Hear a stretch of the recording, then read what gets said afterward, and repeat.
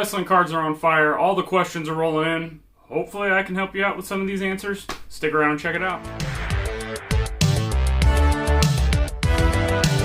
What's up, Zhan? Started watching some of your vids, and I love the content you're making. Thank you for that. Thanks for taking the time to watch. I had a question about the alternatives to chrome video. Is there any other sealed wax that's affordable, like the WCW box? I really like the idea of breaking and submitting for grading. Sealed wrestling product in general, across all years, all different brands, is really drying up for the reasons that he mentions, buying and then hoping to get mint copies to then send to get into grading. I did a video with Rob, got really good feedback, and go check that out. And we talked a lot about this, about how everything's drying up. Things we didn't think would ever dry up, you can't find sealed now. That being said, I am a huge believer in buying sealed product and holding it, as I've said in several videos in the past. And I'm a big believer in the sealed product for these reasons just mentioned. There's only so many sealed old products out there, even the new stuff, like Chrome or Finest. It was just put out last year. Sure, it's a newer product, but people are ripping like crazy, and now people are going back and buying that old stuff, wanting to rip that stuff. You can't put the toothpaste back in the tube, so to speak, once it's out, which drives up a rarity scarcity factor that I'm also always talking about in my videos. In my opinion, the only really affordable stuff that you can go out and find is if you happen to find some sealed modern product at retail, whether that's Topps Chrome or Finest sitting at Walmart or Target, or, eBay, Mercari, secondary markets, wherever you buy your stuff. Or if you happen to go to your local card shop and maybe they've got some hobby product in, or maybe even Leaf Wrestling, that's always some good stuff to buy. And sometimes the local card shops will have older product too. Maybe they don't know as much about wrestling cards and the market as they do, say, regular sports. So some of that stuff can sometimes be cheaper. But really, just finding stuff at retail price is about as good as you can get currently. It also depends on what you consider affordable. Retail to me is an affordable price. Maybe double retail on certain boxes, definitely affordable. When you start getting up to $1,000 a box, you really got to take into consideration why exactly are you spending that amount of money on this box. Are you purchasing it because you believe long-term in that product sealed and whatever could be the contents of that box going up in value in the future? If that's the case, I don't know that there's too high of a price to pay if you have the discipline and the belief to sit on it for a long period of time. That being said, if you're basically just buying the boxes because you want to rip the product, kind of varies. If you're looking to rip and grade, maybe. If you're looking to rip just to have fun, maybe you've got some kids or family members or friends and everybody likes to rip wrestling cards, so you're at that point paying for entertainment. That's up to you. That's whatever entertainment is worth to you is what it's worth to pay for these boxes. Then let's look at the grading aspect that people like to do. Rip, hopefully get the good mint copies, send them in the grading companies. With all the grading companies backlogged, not just PSA, all of them seem to be backlogged, or in some cases HGA, where you can't even get in line to get your cards sent in, and then who knows what the grading process is going to look like. And they don't even take a lot of wrestling cards unless it's, Topps, Flea, or something like that, so it's a mainstay. But you have to stop and consider, is this going to be worth your time to grade some of these lower end cards? Maybe, based on what you're into it for, what condition it's in, and what it could go up in value, or if you're a believer that it will go up in value regardless, sure. And another thing that wrestling really has going for it is unless you're really needing the money, you shouldn't be looking for the quick flip on these. Wrestling cards are kind of a long-term hold, so if you do send these off to the grading companies, if it takes you a year to get them back, so be it. We're not in the bubble of wrestling cards for the quick flip. Even modern stuff, like people are holding on to that stuff. So no matter how long it takes for these grading companies to get your cards back, it's not a bad move. You just kind of have to weigh out the pros and cons of what exactly you are trying to do. There's just so many different people in the wrestling card space. Diehard collectors, people looking to buy and sell, people like me that's kind of in the middle of both of those.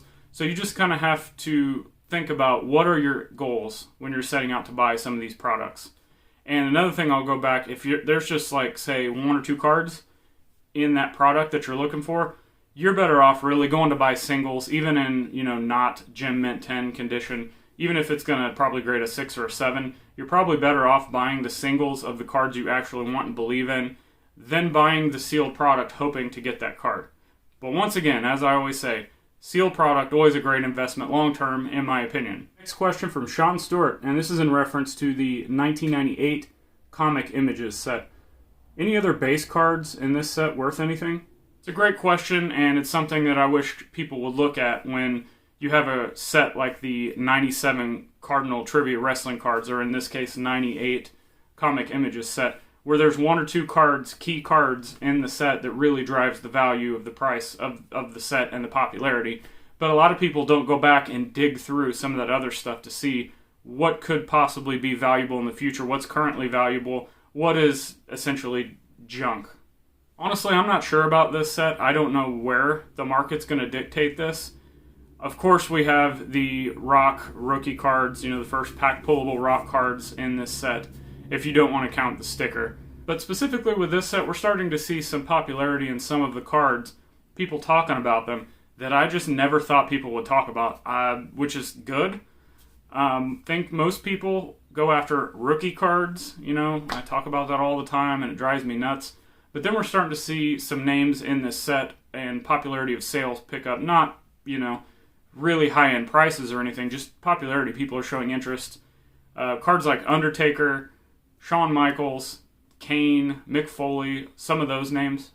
I really think the Steve Austin cards and the Triple H cards, even with Triple H by himself or with DX, there's a really good card with Stone Cold Steve Austin and Vince McMahon. I think those are a little bit undervalued. I think those could see some rise in popularity. Dude Love, China, especially China. A lot of people consider that her rookie card, the one that's in this set. So there's a lot of those kind of cards that are seeing some spike in popularity, which I never thought would. And that could be, a flaw on my part. A lot of times I'm only looking for what are the giant names that people are going to be looking at. And sometimes I personally will miss some of those names because I'm looking at a lot of the cards that it's going to appeal to the mainstream. As opposed to, I've talked about in previous videos, like my 97 WWF Cardinal set. People are going to know Steve Austin, Triple H, Shawn Michaels, The Rock, but they may not know Furnace and LaFon. And that's kind of my opinion on some of these lower end base cards. But one other thing that's super exciting, whether I'm wrong, whether I'm right, the popularity of base cards that aren't just mainstream cards. I absolutely love it. I want to see Greg the Hammer Valentine be as valuable as Hulk Hogan. Probably not going to happen, but that's you get what I'm talking about. I want to see the Dude Love card in this get to the levels of The Rock. I want to see Too Cold Scorpio cards get up there in popularity. We see a lot of the base NBA rookie stuff that people are prospecting on. Like, I want to see people prospecting on these cards that are not prospect cards. They're just older wrestling legends within the wrestling fandom. Mainstream might not know them, but diehard wrestling fans know them.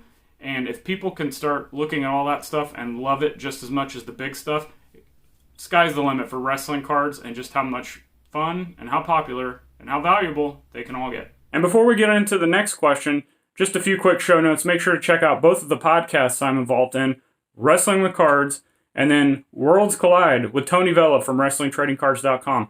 And if you'd like to show your support even more for this channel, which is greatly appreciated, go check out Wrestling with Cards on Patreon, where you can be part of the show, get all kinds of exclusive bonus content only for patrons. And now, let's get back into the show. Oh, hey, look, I have a question. Yes, that's right. Question for the collectors and investors of all types. How would you go about selling off iconic complete sets to get the most bang for your buck? 86 Fleer Basketball, 82 Wrestling All-Stars, etc. Feel free to reply with reasonings after you vote. As you can see from the results of this poll, it kind of split all the way across. And this is what I mean. Selling complete sets raw, so you just have the complete set boxed up. Selling them all as is. Taking the key cards out of there, grading those, and then selling the whole set with the graded and raw cards combined. Grading all of the cards and then selling the whole collection complete graded. Or grading all of the cards and then selling the slabs individually. As you can see, we were kind of split across the board. And in the end, according to this poll, grading and then selling them individually is what won. And I want to thank everybody that participated in the poll. Anytime that I'm posting something on social or something in this video and ask for engagement and I get engagement, it's fantastic. I love to get other people's opinions on things.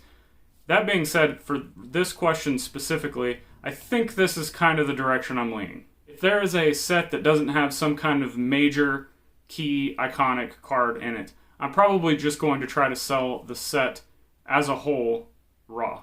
The market's pretty easy to sell complete sets. A lot of set collectors, this makes it easy for them. All they got to do is say, hey, I'm going to make this one purchase. I've got that set taken care of. Move on to the next one. Or for maybe people just getting into wrestling cards, I've talked about sets and lots being a good way to just get into the card to kind of either learn or reestablish that nostalgia of what you used to watch or what you'd like to watch or what you currently watch, because there's a lot of really cheap modern wrestling card complete sets out there. And I think I probably won't make as much money on these.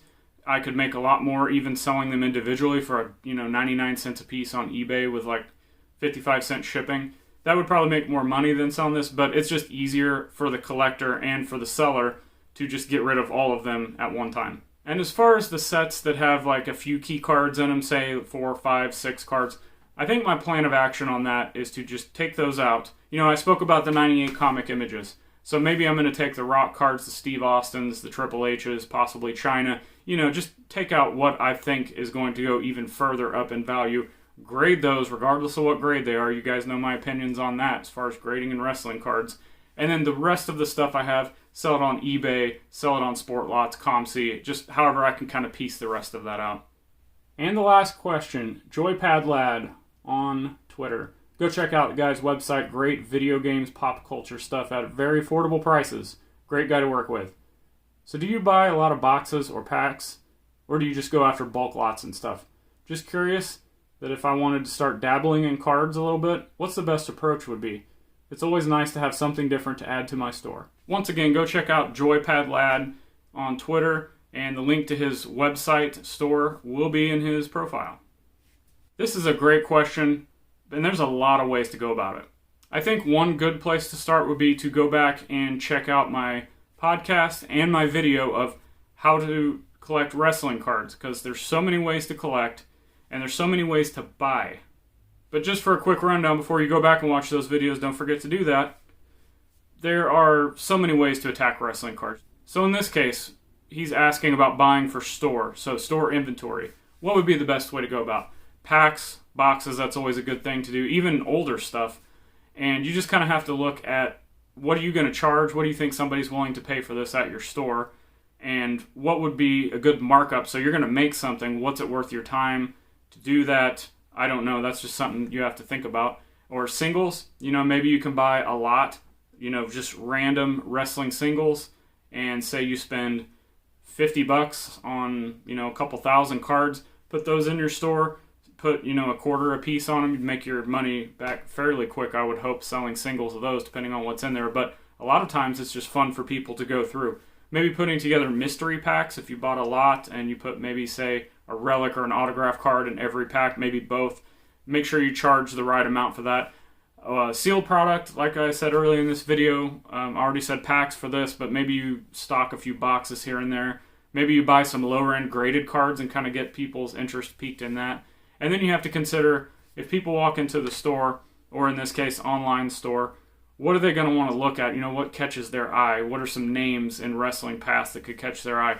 That's just some ideas, but once again, go back and check out the previous podcast and video I did, how to collect wrestling cards, as well as an introduction to wrestling cards. As well as follow the flip, because there's some ideas in there that you could use for this specific instance. Once again, thank you guys for watching this video. Your support means everything. Got to keep this channel going, having fun, cranking out the content. Make sure to share this with everybody you know that collects trading cards of any kind, is into wrestling, maybe they like wrestling figures, whatever. Let's build this community. Let's have some fun. Make sure to check out all the links below for Patreon, my eBay store, my Mercari store, all of my social links. Everything is down there if you want to help continue to support the show. And lastly, make sure you click on the videos on the screen because you're going to get even more great wrestling card content. And I'll see you next time.